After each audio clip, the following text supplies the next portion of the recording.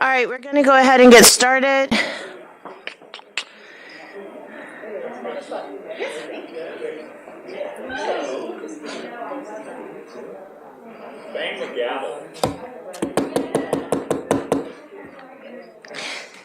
Thank you so much for being here today. I know we are competing against quite a few distractions, namely Dodger Blue, but I really appreciate you guys being here, and those of you online and who will watch this later. I truly appreciate the interest in school separation. So this is our agenda for tonight. I can't see, but I will look behind. Thank you. So we're going to make some brief introductions and provide a history of school separation. Part of this is because we really understand there's a lot of new parents in the district and in the city, and we want to make sure everyone understands where we've come and how we got to where we are now. We're going to describe the vision for Malibu Unified, provide you an update on our current separation efforts. And then after we finish all the school separation presentations, we will actually have a presentation from the persons at the district that are responsible for alternative energy. We know that is a really hot topic for parents who attend Malibu schools. And so we've arranged to make sure the district person and the consultant from Schneider Electric are here to provide you that information. And then we will end with some Q&A. So we wanted to take a moment to find out who is in the room. I can name everyone in the room, but we wanted to see, based on your relationships and your interest in being here, what best describes your relationship to Malibu School. So take out your cell phone and hit the QR code, and let's document for posterity's sake who is here. Kevin, you can cooperate. Take out your cell phone. Hit the QR code. Yes. Nope, we're only taking it so we can record it for posterity's sake. Well, we're not doing that today, sorry. If you can grab the QR code, we'd like to know your relationship to Malibu schools.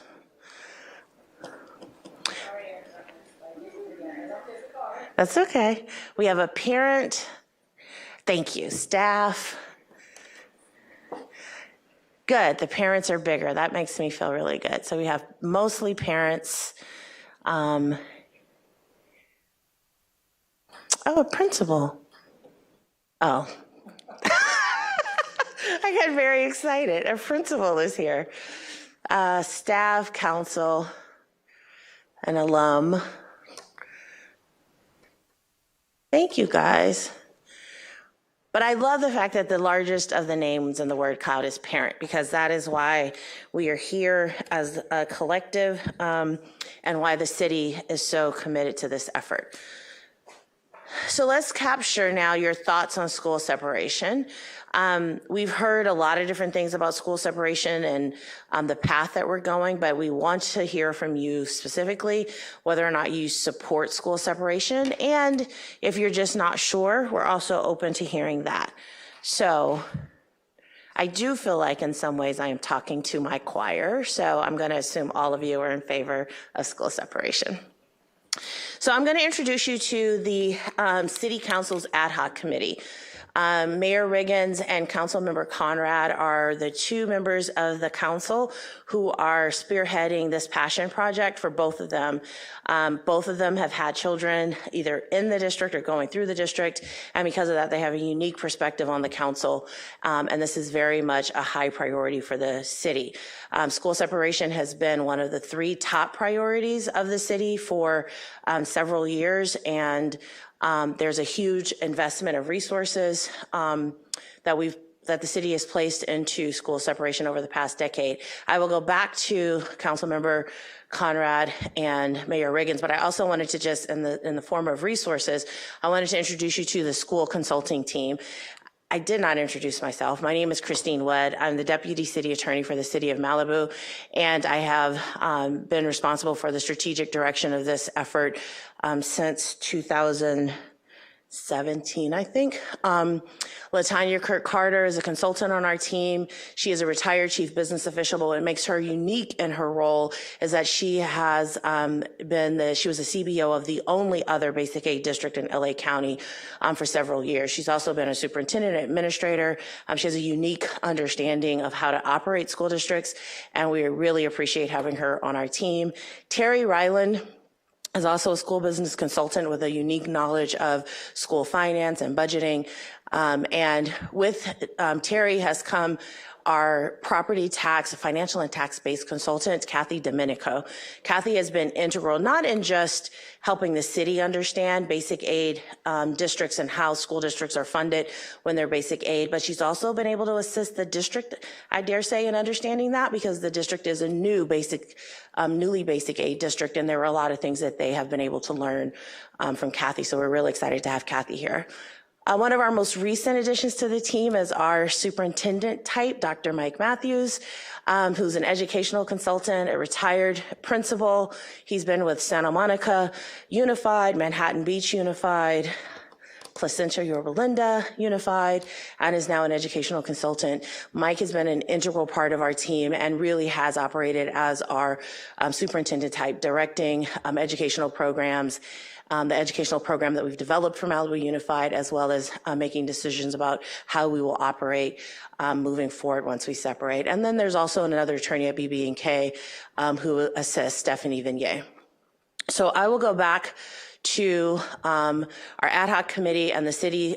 These resources, again, are incredible. I will say, I wanted to also introduce you to our newest member of our team, Steve Cruz. Steve, if you want to just kind of wave. Steve is the newest addition to our team. He's a partner at Cruz Strategy. He has over 20 years of legislative and political experience. He began his career in the California legislature with Hilda Solis, and he advised when she was a senator on the critical public policy matters in the areas of labor and employment, education, and public safety. Before his lobbying career, he worked in the administration of Mayor Willie Brown, where he served as the chief state legislative advocate for the city and county of San Francisco.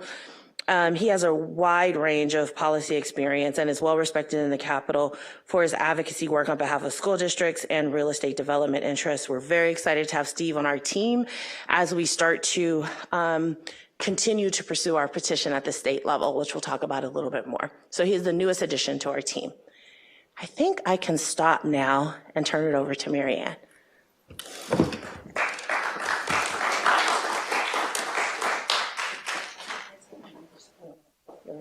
Am we in it? Yes.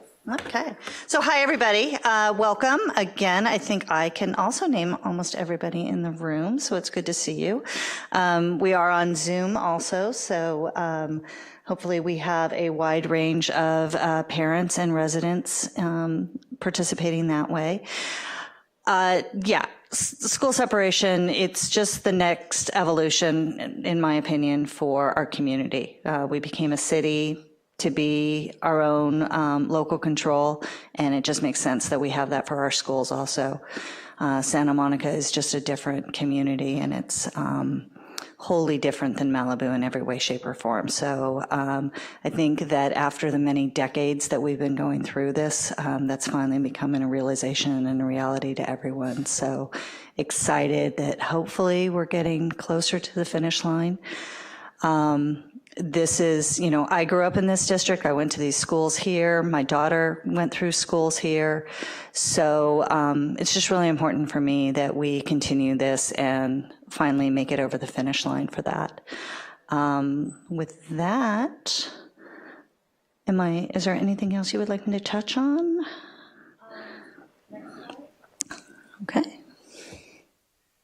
Okay. So mediation has been ongoing since spring of 2022. Both sides agree that the separation is in the best interest of the students. Results of mediation, we have drafted 3 agreements for separation and revenue sharing. The agreements are substantially complete. We're waiting on ratification. And SMMUSD will be considering the agreements for a vote in 2025. So we recently had a in-person mediation session and kind of just put the dots on the I's and the crossing the T's.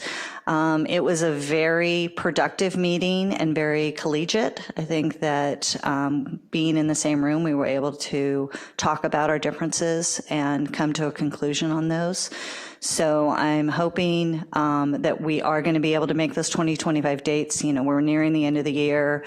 We've got holidays. We've got a lot of family things and stuff that occur. So everybody is checking their calendars, and we are working towards having those dates set so that we can hopefully wrap this up and have our New Year's Eve celebration of moving on to our next step. So with that, I'm going to turn it over to my fellow council member, Halen Conrad, and she will talk about the next steps and a little bit about why she's doing this. Thank you, Marianne. So there's that. Hi, everybody.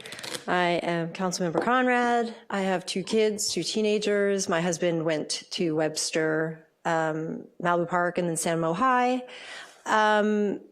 I believe that this is right for Malibu, and this is what we need, period. So I'm going to read from the slides. Reasons for separation, local control and accountability, inequity, insensitivity to Malibu's needs, distant and distinct communities.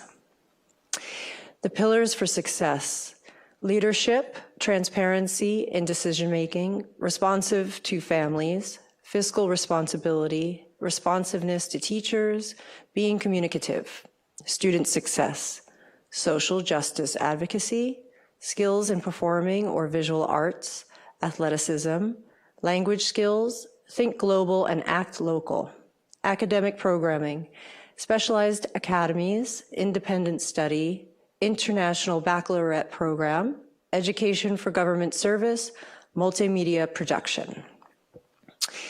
Do we still agree with the reasons for separation? Well, duh, yes. What is the most important reason for school separation? I think I read all of that. Is this where we do a QR code? Oh, everybody get your phones out and press the QR code and tell me what the most important reason for school separation for you is. And I see number 1 is local control and accountability. Number 3 is fluctuating, and I wish I could read that. That one is insensitivity to Malibu's needs. Thank you. And I think we got 5 people responding, so we'll give them another couple seconds. Get your Menti out and let us know. Do we need the QR code back there? Okay. All right. It's interactive. I don't have a script. What do I do now? All right, Captain. I can keep going. Okay. Thank you for participating in your children's future in Malibu. Thank you. So let me offer a little bit of perspective. So we conducted a visioning study back in 2021 to make sure that Malibu Unified had the core values that were important to the Malibu community. And these were the main takeaways from the visioning study. It was based on over 90% of the Malibu community. It was based on a survey that indicated that over 90% of the Malibu community supported separation.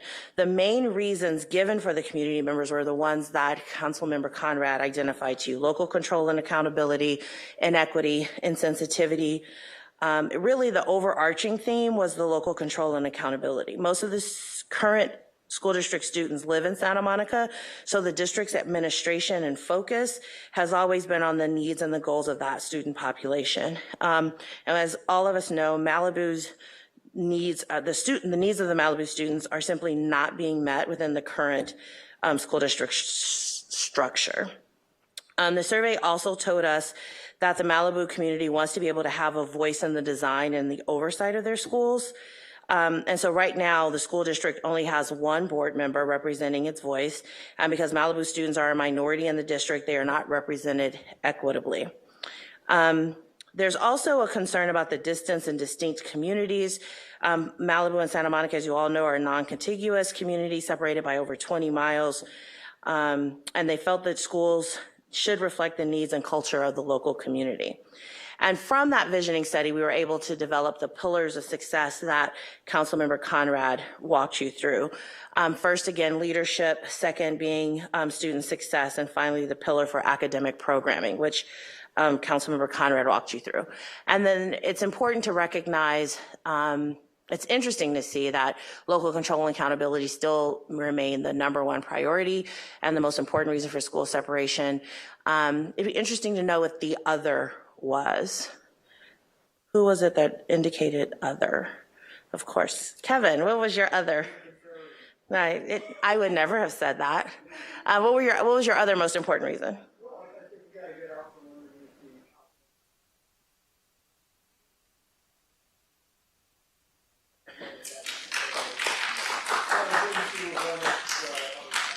Yeah. Well stated. So what I wanted to do was make sure we provided you an update on the current status of school separation. There are currently 2 paths that we are on towards separation. And one of these paths has been going on since 2016-17. And then the other one has been more recently since 2022. We've been pursuing the Path B. So let's talk first about Path A. Path A is the petition that we submitted to the county. The goal in going through the county was ultimately to get to the state board. The State Board of Education is the only entity in the state that has the authority to give us local control. And through the statute, it requires us to go through first a county process. What's been interesting is, we felt like the county committee was a stopping point, right? It was a path, but ultimately we always understood that our path was ultimately to get to the state board, and we're there. And we are very encouraged by being able to get before a body that is a little less political, which, any kind of state committee is probably very political, but I stand on is probably less political than the county committee was. And so we're really excited to get there. And it's going to be a difficult process, and that's why we were very excited to have engaged Crew Strategies to help us through that. And so the petition is now under review by the State Board of Ed. That could take easily 3 to 5 years. That's the normal path for a petition before the state board. I think the other thing that kind of complicates this is that we have an election, as you all know, within the next year. And so that election is going to change who's in the governor's seat. Obviously, the new governor may appoint new people to the state board. We're going to have a new superintendent of instruction. We're going to have new representatives at the state level for both Santa Monica and Malibu. So a lot of things are going to change in terms of our outreach after next November. But that doesn't mean we don't have anything to do now, telling our story and making sure people understand and educate them about why we need to be separate. I know it's been the biggest part of the work that we do in the consultant team, because a lot of people just don't understand when you look at the school district, why Santa Monica, why Malibu would feel like there's any inequity. And we have to educate people about that at every step. And once we start to share that story, it makes a huge impact. And so we will continue to do that this year and into the next year once those elected officials have turned over, elected and appointed officials have turned over. Separately, we are still pursuing Path B. Path B is a mediated and negotiated agreement with the district. One of the reasons we're still pursuing Path B is that it is the best opportunity for us to have a smooth path to unification. right? Having the district walk hand in hand with us means we have easier access to special legislation. We have an easier access to having this done maybe even faster than 3 to 5 years. So the negotiated agreements presents a different path, but we do not consider it our only path. And so until we have signed agreements and an election and we have elected a board, we will continue with path A. We will not let go of path A until we know that path B is completed. Okay. In terms of the mediation and agreements, as Mayor Riggins described, we recently had a mediation with the district. That mediation went well, and we've been able to come to terms with the 3 agreements. We have an agreement in principle for all 3 agreements, and we believe that the district will be able to ratify those agreements sometime this year, as Mayor Riggins described. And soon after they ratify the agreements, we will, our city council will consider the agreements and hopefully ratify them as well. So you might ask, why would we be still pursuing path A if path B results in ratification of the 2 agreements? The 2 agreements being ratified is just one step, right? After the ratification, there has to be a way to execute the agreements in a way that creates a school district. Because remember, I said the only entity that really can give us a school district is the state board. So how do we put those agreements before the state board? How do we get it recognized? It's a novel basic aid district has never been split into 2. So these are all novel issues that we will address with the state board and potentially with the legislature and special legislation. Okay, so that's why we have to continue down both paths until path B is completely completed. And then if we get to the end of path B, we will rescind path A. But until then, we are fully functioning down both paths. Okay. It was important to make sure everyone understood that, because I know after the county committee vote, there were a lot of questions about, well, what are we doing? What's next? How do we even move forward if we got a denial at the county committee? So understand, our petition is still alive. It is still before the state board. And we are still in the process of negotiating with the district, moving down both paths at a parallel rate. Any questions about that? Yes.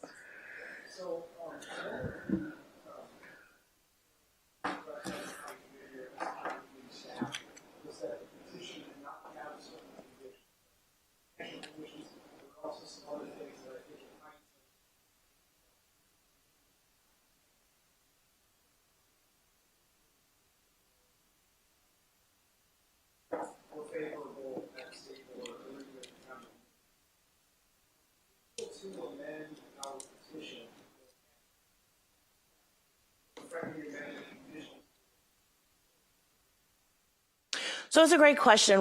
And to repeat the question in case people online didn't hear it, the question was, is there a possibility of amending the petition to address the failures in the petition that the county committee identified?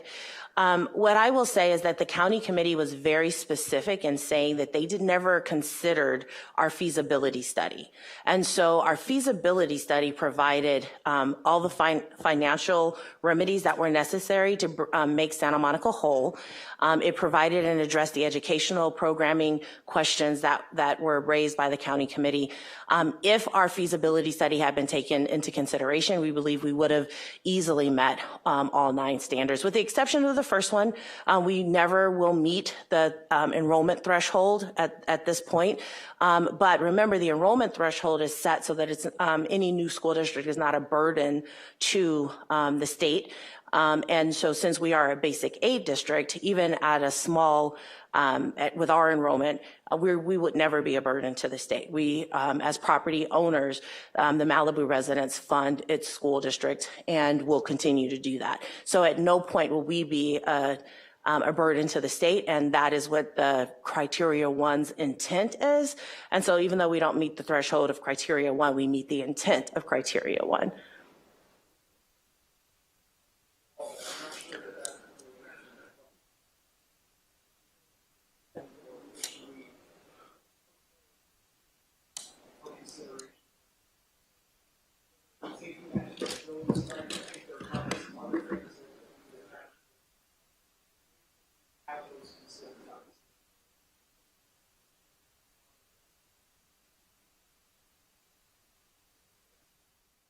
So our expectation is that the county and the state board has received our feasibility study and all the supplemental materials that were not considered by the county committee. And so there's no need for us to amend our petition. If the state board is looking at all of our materials, then they would understand how we satisfy the criteria without having to formally amend the petition. To answer your direct question, there is no statutory process for us to amend a petition that's been considered by the county committee.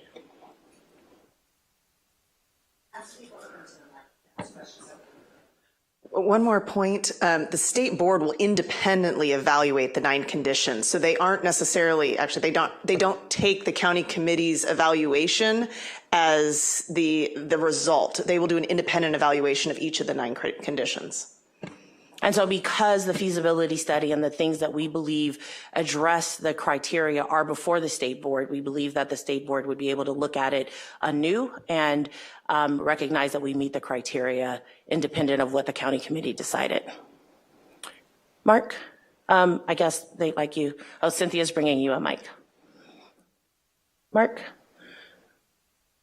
Hello.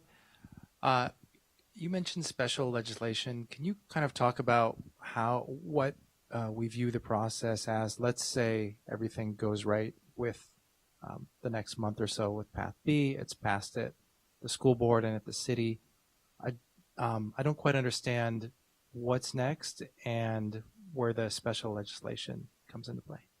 So after the parties have identified that they are committed to and have signed on to the agreements, the question is, how do we get the agreements before the state board? And so we are considering special legislation as a path to codify the agreements. We are considering special legislation for some of the other things that the agreements don't address that should have been addressed either through the county committee or maybe addressed through the state board. So we're considering special legislation as a path to help us codify some of the things that are in the agreements. And that would happen after the agreements have been ratified by both legislative bodies. Yes. Oh, I'm sorry. Wade is next. Yeah. With respect to the state board, so so they are not necessarily, they are doing a complete beginning to end reevaluation of the submission. Do they understand that there are certain materials that the LACO did not look at, and what are the ramifications of them understanding that they are basically reviewing something that LACO did not look at? And is there a history of them overturning counties that ruled one way or that voted one way and then having a different conclusion? So we have seen even in LA County where the county committee makes a decision and the state board makes a different decision. So to answer your latter question, that has happened. I think though, we have all of the materials that we provided to the county committee, including materials that the county committee stated they did not take into consideration. All of those materials have been delivered to the state board. What we need to do in the next few years is educate the state board about what's before them, especially considering they will take a look at this completely new, right? They will have the county committee's recommendation, but the statute says that they look at this completely anew. And so we will walk them through all of the materials that are within the packet that the county committee sent to them for their consideration. Yes, Kevin. So I'm concerned that the State Board of Education will do essentially what the county committee did and said, we're not going to consider your feasibility study because that's not part of the petition and it's seeking to add conditions and change things, change financial conditions. So with that in mind, I mean, we don't want to be 3 to 5 Can I just years. ask before you do that, because that's a huge statement. What do you base that on? Because there's no situation in the state where a county committee does not take into consideration the feasibility study that is submitted after the petition. Okay, so I'm not arguing that the county committee should have done what it did. Okay. I'm just saying it did what it did. And that demonstrates at least a possibility, maybe even a strong possibility, that the state board would do the same thing. That being said, why not a path C of presenting another petition? And I think this can be done in parallel to path A and B. Why not introduce another petition that includes the feasibility study and some additional conditions that make it more favorable to the county committee and then stick to the timeline, the statutory timeline requiring the county committee to consider that petition Yeah. so that it gets in front of the state board. So I just want to point out, your first statement was the certainty that the state board would do with the county committee. That's exactly what you said. And so when challenged, you have to acknowledge that the state board doesn't have any reason to take the same position that the county committee did. It's not traditional. It's not statutory. What happens is a petitioner presents a petition, and that petition is usually 10 to 20 pages. It does not include a feasibility study at that point. It's years later sometimes that a petitioner will submit a feasibility study, just like any other statutory process, and that feasibility study should be taken into consideration as additional what is it called, proposals and documents, records, that the county committee should take into consideration. That's what the statute says. And so the fact that our county committee didn't do that is a different question, but our county committee chose not to do that. We have decided as the city to pursue the first path before us, which is the petition before the state board, and provide the state board with the information that they need to understand we don't agree with how the county committee did it, and here are the materials that make our petition, whether it's the feasibility study or any additional documents that make our petition feasible. And in addition to that, we'd like to be able to, if we can, go hand in hand with the district so that we're not in this combative posture. And that's why we have two paths. There are a myriad of other paths that we could take. There are voter-initiated petitions. There are a second or third petition. There are a number of different ways to unification. These are the two ways that the city is currently taking. Thank you. And I just want to be clear. I did not mean to disagree with I actually think the county committee got it wrong with respect to what it considered. I agree with you on that. I just think that there's a You and I always agree, Kevin, no problem. Any other questions? Okay. Where was I? Okay, so now we are done with our presentation of the status of school separation. I appreciate the attention, the questions. We will always encourage the input, the questions that our community has. I mean, one of the reasons why just today I was walking through Malibu doing some other work and just ran into people constantly who are aware of school separation, aware of our consulting team. We are always available and willing to hear what you residents, because we're doing this for you. The council is doing this for you. The city is doing this for you. This is something that residents of Malibu have declared that they want, and we are here out of service to you. So if you have questions, concerns, we are always available and open to having those dialogues with you.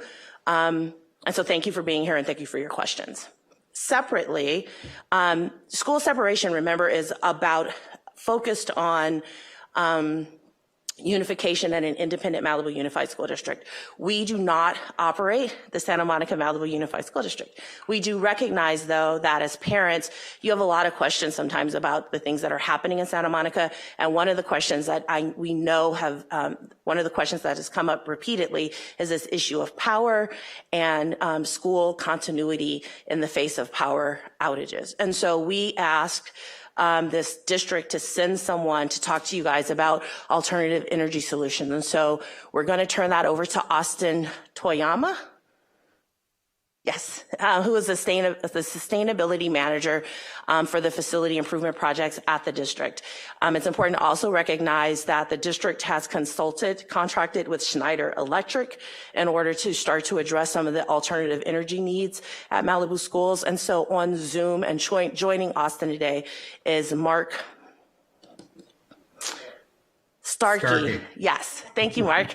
Mark Starkey, who is going to also share with you some of the alternative energy solutions for Santa Monica Malibu Unified. So I'm going to turn it over to Austin now. Thank you for being here. Thank you.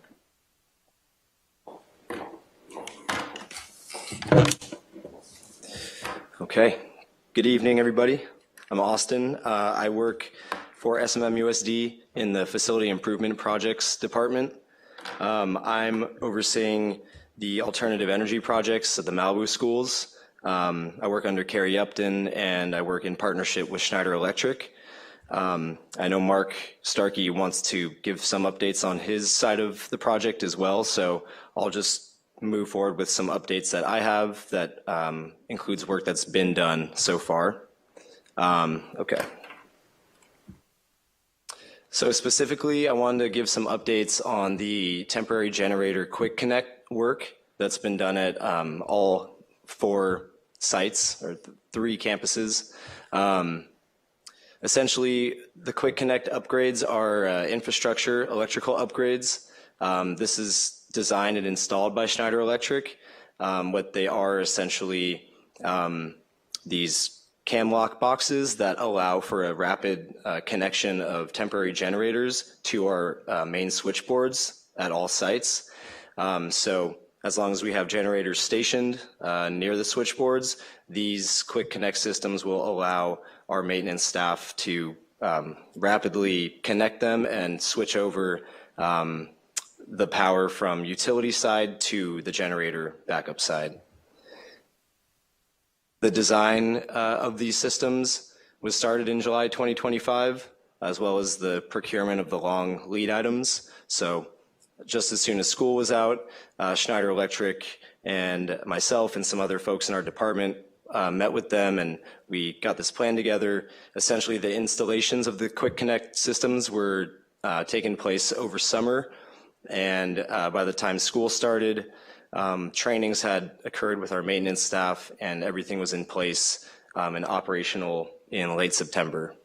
So at this point, we have all 4 electrical switchboards that are equipped with the Quick Connect systems. There's one at each elementary school, Webster and Malibu Elementary, and then there's 2 at the middle school, high school campus. These are some pictures of the installed Quick Connect boxes, and these cables are essentially what our electricians or qualified maintenance staff would be connecting from the generators to our main switchboard. And then on the left, that's the main service at the high school campus, and on the right, Malibu Elementary. So once we had the Quick Connect boxes installed, the question of generators was prevalent. We worked with SoCal Edison, specifically our account representative, and as well as their engineering team. SoCal Edison was generous and offered us 2 generators to be used through this fire season into 2026. We're anticipating having SoCal Edison's 2 generators until about February. One large generator they provided us was installed at Malibu High School behind the auditorium. Their generator, as well as an automatic transfer switch, were deployed, and this automatic transfer switch allows for a much more seamless transfer of power from the utility side during an outage to the generator backup power, and that can happen within 30 seconds of an outage or an emergency event where the power goes out. So SoCal Edison deployed this specific generator and automatic transfer switch on September 20th, and it was in place with a sound blanket to minimize any disruptions. There's a zoomed out image. The second generator SCE helped us with was at Malibu Elementary, with the same setup, just a smaller size generator based on the energy demand of the campus. They provided a transfer switch, so luckily that does not require maintenance staff or qualified staff to be there to manually switch over the power. So with SCE's generator and their transfer switch, the main service at Malibu High School and Malibu Elementary will switch over to generator power within under a minute during an outage. And that's the finished product right there. That's a look inside. At Webster Elementary, we have the Quick Connect box, and the district went ahead and rented a generator for the time being. This is the delivery of it. There it is. Same thing for the secondary switchboard at Malibu High School, which is located on near the football field behind the bathrooms there. A rental generator was deployed on September 24th and is on standby in case of any outages. So the rental generators were a temporary solution. The district over the summer had worked to purchase our own generators, one for each switchboard. This was the first of 3 that were delivered on this Monday, the 27th. So Webster received the district purchase generator, Malibu Elementary also received theirs, and there was another delivered near the football field at the high school. The rental generators will be removed in the coming week or two as we get the remaining equipment that we need for our district purchase generators to hook up to the quick connect boxes. We will utilize SoCal Edison's generators at Malibu High School and Malibu Elementary up until we have automatic transfer switches installed for all of our switchboards. That's something that Schneider Electric is currently working on. It's in design, and Mark might be able to speak a little more to that, but the goal is to have an automatic seamless transfer of power from the utility to the generator and then power our campuses without having to have a maintenance staff on call on a weekend or after hours to go switch over utility power to a backup generator. So that would remove any need or delay in having schools without power during the week or on weekends. Another portion of this big alternative energy project scope is the microgrid on the hillside at Malibu High School. We're really excited about this. It's a very large 534 kilowatt system solar array, which includes a battery energy storage system and an energy control center. This is a huge photovoltaic system that it's designed to help Malibu High School island itself and provide all the power it needs and continually generate power in the course of an outage or an emergency. This is still in design, and it's under review with the City of Malibu's coastal development permit process. Mark might be able to provide some more in-depth updates on that, but we have the geotechnical survey that happened 2 weeks ago.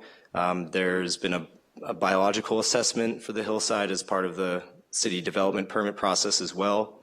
And this is, when completed, would be the primary source of backup power in an emergency or an outage because it is renewable and it can offer more energy than the generators that we've purchased can.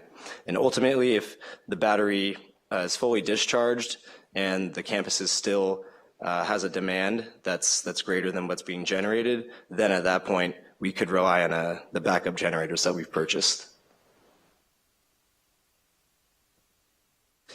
There's some other scope for the alternative power projects, which are a possible addition of a battery system for Malibu Elementary and Webster.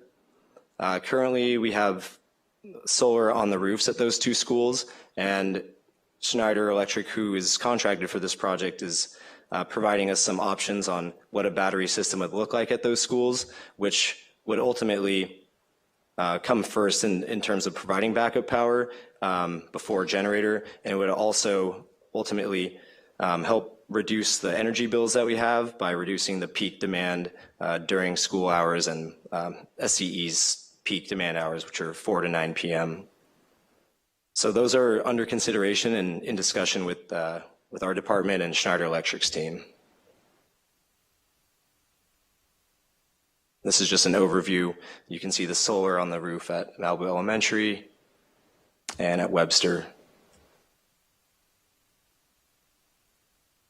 So that's it for my portion, and I know Mark is on Zoom somewhere. I'm not sure if now would be the time for him to take it over.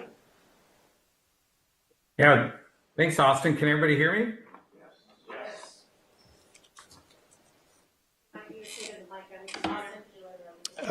Oh yeah, we can hear you, Mark. Oh, Sorry. awesome. Thank you. Hold on, I'm going to go ahead and share my screen. Austin, you did a great job and really covered a lot of the information that I was going to go through, but hold on a second. Just making sure.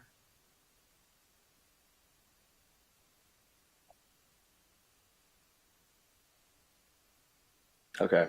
Mark, they're asking if you could forward them the PowerPoint. Okay. You can just respond to the email.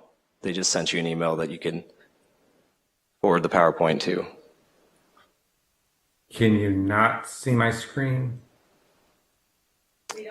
Yeah, we're not able to see your screen from this feed, so it has to be the PowerPoint only. Yeah, that's what I was trying to do, is share screen like a normal Zoom, so I apologize. Please feel free to email it to me, Cynthia Alba, and I can prop it up over here. Fantastic, thank you. Yeah, questions in the meantime? Mark?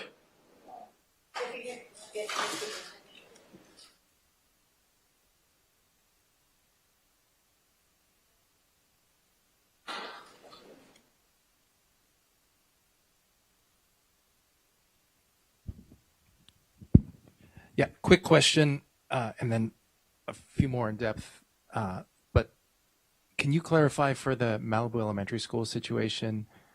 I know there's the SCE temp generator and the SCE automatic transfer switch in place right now.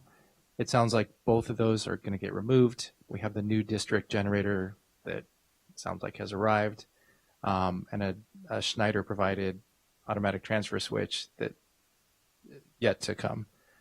But I want to make sure that the SCE generator and ATS isn't going to be removed until the Schneider ATS is there. So we're not back on, sorry, like power nerd stuff, but we're not back on a quick connect system. In other words, when the power goes out, which it will, we don't want to wait till people from Santa Monica come and plug in the generator.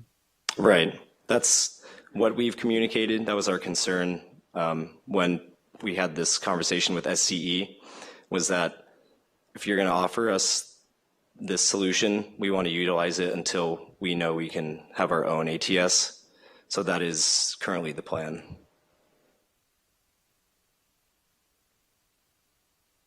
Great. Also wanted to just ask a clarifying question. You mentioned a few times that the district had purchased the generators. Is that new? I was under the impression it was Measure MM money from Malibu taxpayers that purchased the generators.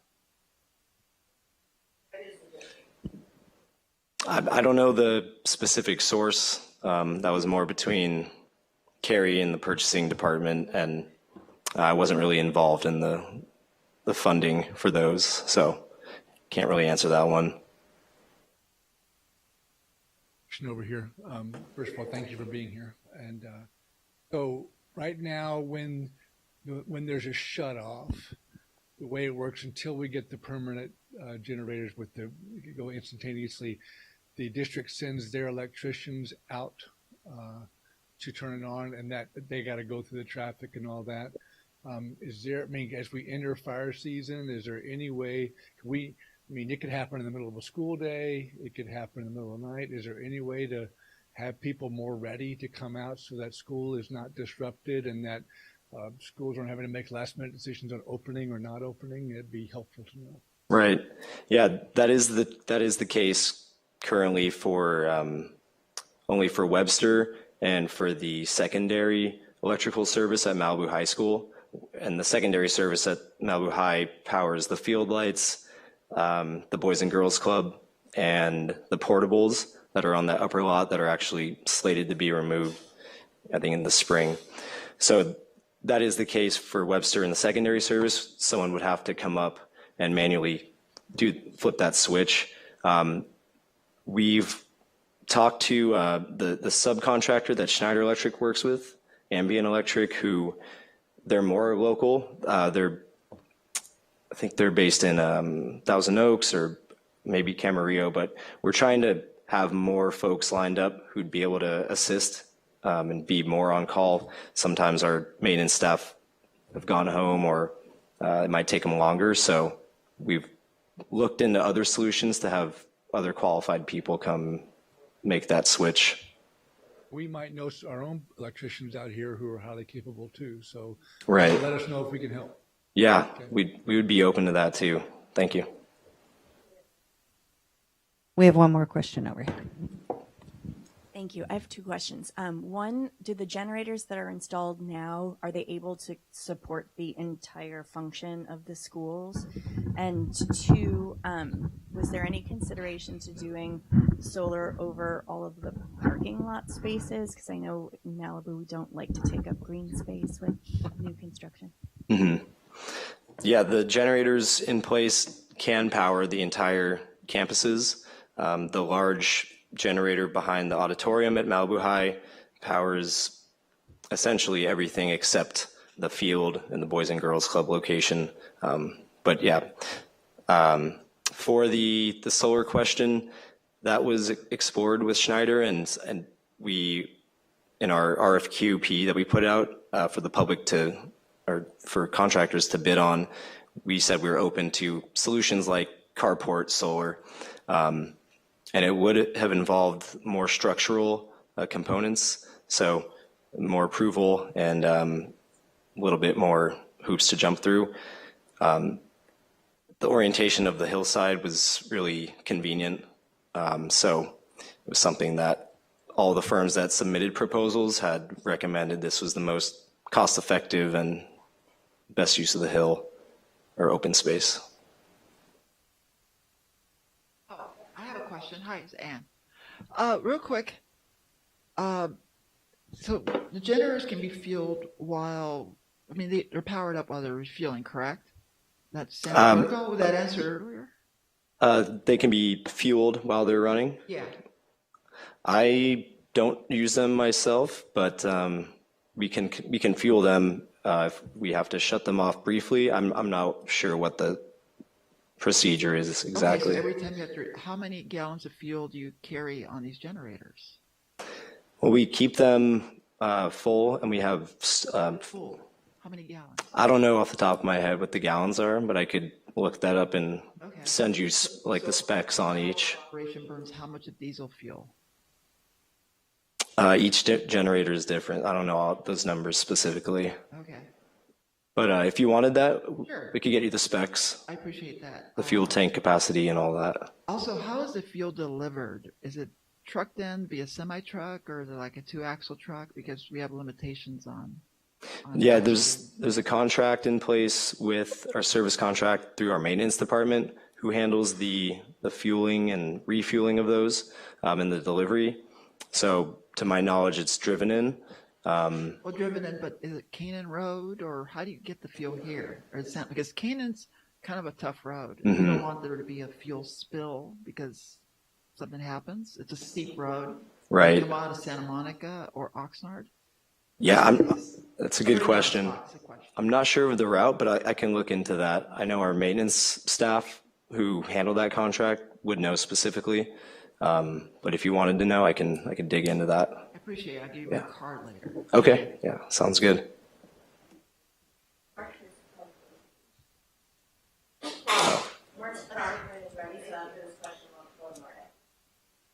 Okay, we just have two quick. I just wanted to know, for how long will the generators last at each site once they kick in on a day when the power goes out? Like with a full tank? Yes, and by the way, could you just running. clarify for each one what's in the tanks? Is it natural gas, diesel? What? They're all diesel. All diesel. Okay. But for the runtime, I'd need to get back to you on that. So let's just say power goes out at Malibu High at 8 a.m. How long will the generator last that day? Yeah, I don't know specifically, but I'm happy to talk to our electricians and look at the specs and get you guys an answer for each one. Last comment from me. Austin, I just wanted to first thank the district for doing the right thing, but also really express my profound disappointment in how this came about. I started reaching out to Carrie early last year, and you were involved as well. And Carrie told me Malibu could never have generators because AQMD wouldn't allow it. It took me about 10 minutes to get in touch with AQMD, who told me they would welcome generators in Malibu. I put Carrie in touch with that person, and he didn't do anything. I emailed you a number of times and didn't hear back. So I'm really happy we have them. It didn't need to be so difficult. Hopefully next time you have the opportunity, you can do the right thing. We missed a month of school last year. That was the result because this was before the fires. So I don't know if you have kids, but someday when you do, imagine they miss a month of school and get to be home with you so you can't work. Yeah, it sounds funny. It really wasn't. Doesn't sound fun. And, no. And you guys were able to prevent it, but didn't. So thank you for finally doing it. Yeah. Sorry that it was not to the timeline that, was ideal for parents and yourself. But we have the solutions in place now. Mark, they're ready for you. Okay. Thank you, Austin. I'm just looking for, there we go. That's exactly. So, hello everyone. Apologies for the delay here, but my name's Mark Starkey. I'm a program manager with Schneider Electric, and yeah, we're partnered with the school district for resiliency microgrids at the Malibu schools. And so want to give just some backup or background information on a microgrid. This is probably old hat for several of you, but really it starts with the utility provider, where you're generally 99% of the time getting your electricity from SCE that comes into a main distribution center, and then there's an attached load, right, with multiple school buildings.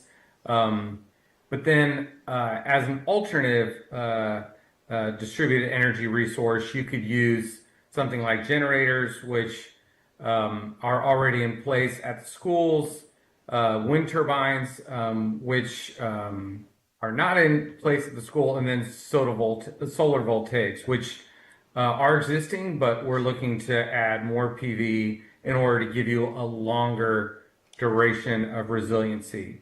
And then part of the harnessing of this renewable energy is battery energy storage, which also plays a pretty significant role.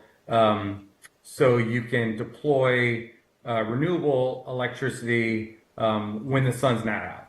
So whether that's gray skies or whether that's the overnight period, that's where the battery energy storage can kick in and provide power to the school sites.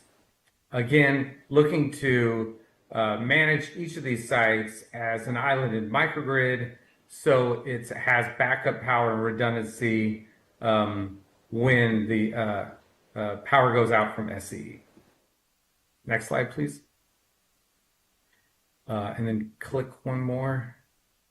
So a couple of the opportunities obviously are utility cost savings, not only from the solar PV, but also from reducing peak demand charges during the most expensive time of the day, and that's that 4 to 9 p.m. like Austin already mentioned. Moving over to the resilience piece, our goal really is to preserve the school's operation and continue that with the most critical loads so that students remain in instruction regardless of SCE's grid going down or having a planned or unplanned outage. And then we know there's been a history of some poor power qualities there. So now you have insurable power if for some reason there's a delay or a hiccup in the electricity that's being provided to the campus. And then, of course, the green energy components where you're minimizing your carbon footprint, you're reducing your greenhouse gas emissions. And then not only are we looking to provide that hillside solar, but optimize the existing solar PV that's already in the district. So just, yeah, taking a look at Malibu Middle School, High School, there's two PV systems existing on site. There's the AV building that carries about 108 kW of PV solar, and then the new high school rooftop building also utilizes solar in the amount of 360 kW. And then what we're looking to do is add to that, which obviously will give you a much longer duration of backup power by bringing in this hillside solar, which is laid out as you can see on the slide. And that's in the amount of 534 kW. And then looking to also add a battery energy storage unit, which is represented of this location right here with this green box.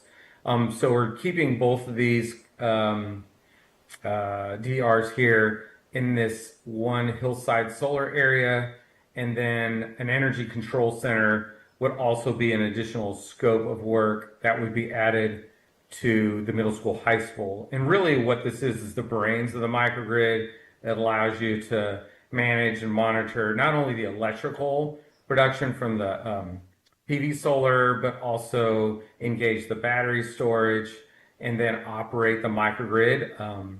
Just like an automatic transfer switch, it has it integrated within this energy control center so that you have seamless power should there be a PSPS shutdown or an unplanned power outage. And then this just kind of gives you an idea of what we're looking to do in the sense of the build out of the new high school in phase 2, which includes the solar battery microgrid. We're also working with the team there to develop an electrical building that will house the energy control center and the new electrical gear, so that all new buildings and existing buildings feed into this new switch gear, and so that all buildings, both existing and new, operate on the battery microgrid. Moving over to Malibu Elementary School, again, there's existing 88 kW of PV solar on the rooftop. And so we would want to optimize that solar and connect it to a smaller battery energy storage unit. That's a 150 kW, 500 kWh battery energy storage unit. And then we would also have to accompany that with a step down transformer. We're right now looking at this area of the campus to install these pieces of equipment, and that would also include a microgrid controller back at the main electrical gear. And again, just a much simpler piece of equipment that really works to switch over the power from the grid to the solar panel and batteries. And then on the next slide for Webster, you can kind of see the same setup there, same size battery. The rooftop solar is a little bit different in size, but this would be installed out in the corner of the parking lot. We didn't want to take up any parking spaces. We know this parking lot gets pretty full, but we would have this fenced off in an area so that it doesn't impact either the right-of-way through here or any of the parking spaces. So yeah, that's pretty much the summary on the solar microgrids.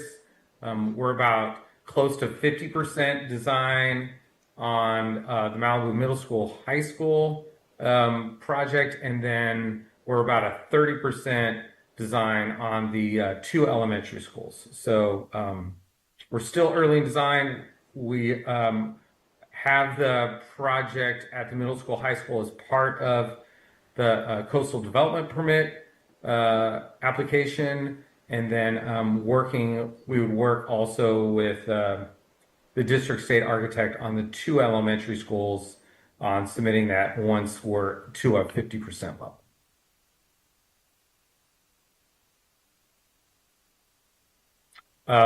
Just want to see if there's any questions in regards to the information I just shared? Yeah, just one. What is do you have a ballpark timetable for when you would expect all of these to be online? I assume the high school and middle school would be online sooner, but can you give us kind of a timetable? Best case scenario, worst case scenario, when can we expect all the microgrids to come online?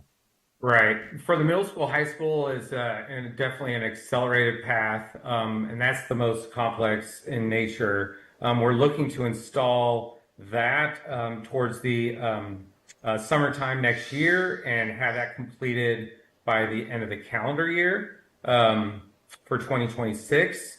And then the elementaries would be like the following spring of 2027. So we're talking about 12 to 18 months from now, as far as like a best worst case scenario.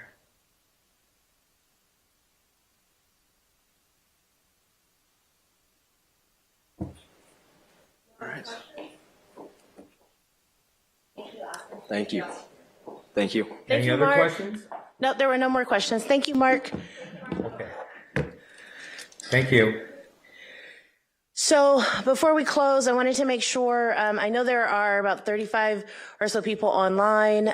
There is an email on the screen, an email address on the screen. Please feel free to email any of the questions that you might have online. You can email them to the email address that was just on your screen. And for anyone, if you are looking online, there's a QR code that's about to pop up, I assume. It's the same Menti that we were in before. Okay. So if you've been answering the questions, oh, there it goes. If you've been answering the questions or not, the QR code is there. You can also use this QR code to submit any additional questions. We will constantly be updating our website with FAQs as questions arise related to school separation. And if you have any questions related to the alternative energy presentation, please, you can also send those to us and we will forward them to Austin and provide them through our FAQs. I'll put the email address back up. Well, if people have any questions, they can still submit them in Menti.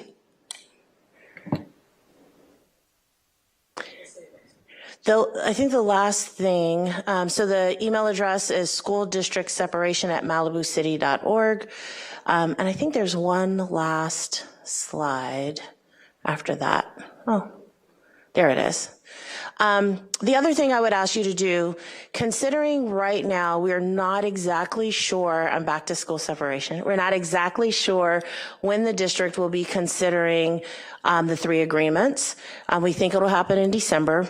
But what we'd like you to do, if you are here and you are not already signed up for the e-alerts, please use the QR code on your screen or go to the city's website and please sign up for the e-alerts. That is how we notify the public. If there is something we need you to do, something we need you to attend, please make sure you're getting e-alerts from school separation, and this QR code will take you there to sign up. So if you're watching this live tonight or you're watching a recording of it later, please make sure the call to action for today is to sign up for the e-alerts and be in anticipation in the next couple of weeks of a date when the school board will be considering the agreements, and we'd like a large Malibu turnout to let them know this is still something very important to Malibu residents. You did have a question? Christine, there's one question up here from the Menti. Why hasn't Santa Monica agreed to our negotiations? What is holding them back?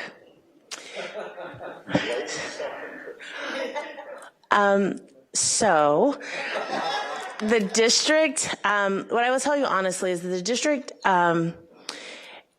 having worked at a very large school district and having worked with a lot of public agencies, I will say that this district operates at a very different timeline. They do things as Mark described.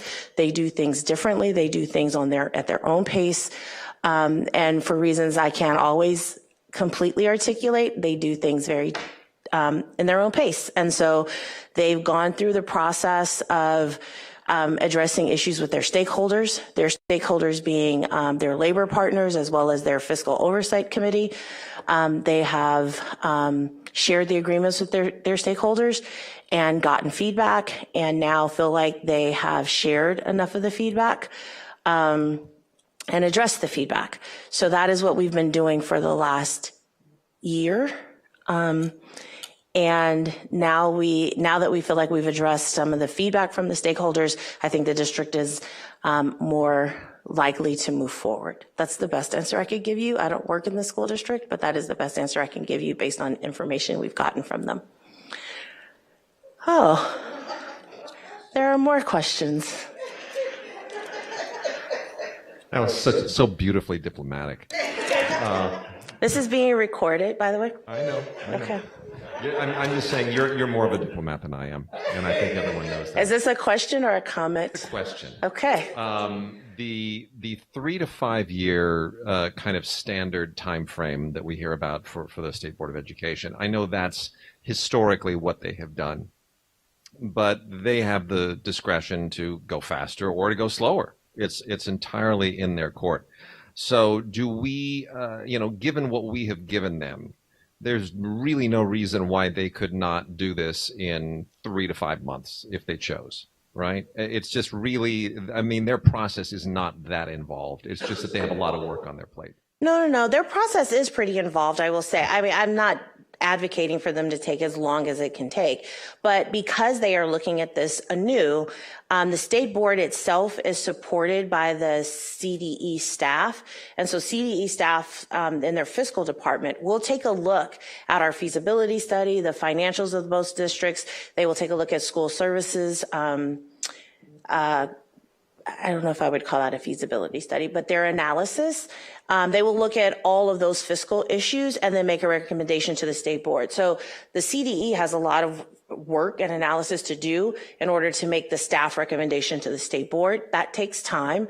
And then after that, the state board needs to probably understand they have staff.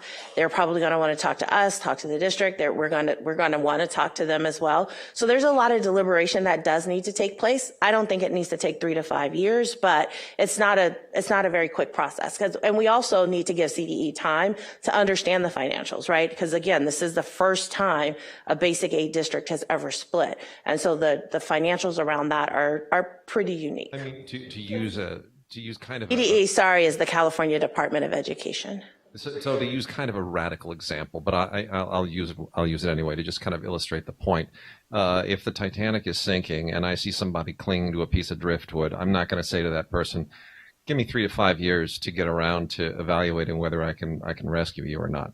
Given what this community has gone through, not just this year, but in the past 6 years. From Woolsey through COVID, some horrible school district policies during COVID that really hurt our enrollment, to the present day. I don't think not only has a basic aid district never split before, but no community in California has ever suffered as much in such a compact period of time as Malibu has in the past 7 years. It's unprecedented. And we are in if you look at our enrollment numbers, we really need a hand, and we need it fast. An intervention. My voice to the Board of Education would be, if you can speed this up, it would be doing us an enormous favor, because every day that we delay this, we're suffering, we're losing enrollment. And, for the sake of our kids, we've got to go as fast as they can possibly go. So is there a reasonable path to make that request to them? That's my only question. Yeah, that's your only question. There is a path to share information with the state board, just as, it's hard to put into context, but you have to remember when we were before the county committee originally, we had no votes in favor of our petition, right? The 4 votes that we got, although they didn't take us over the hurdle, whatever, they didn't take us over the finish line.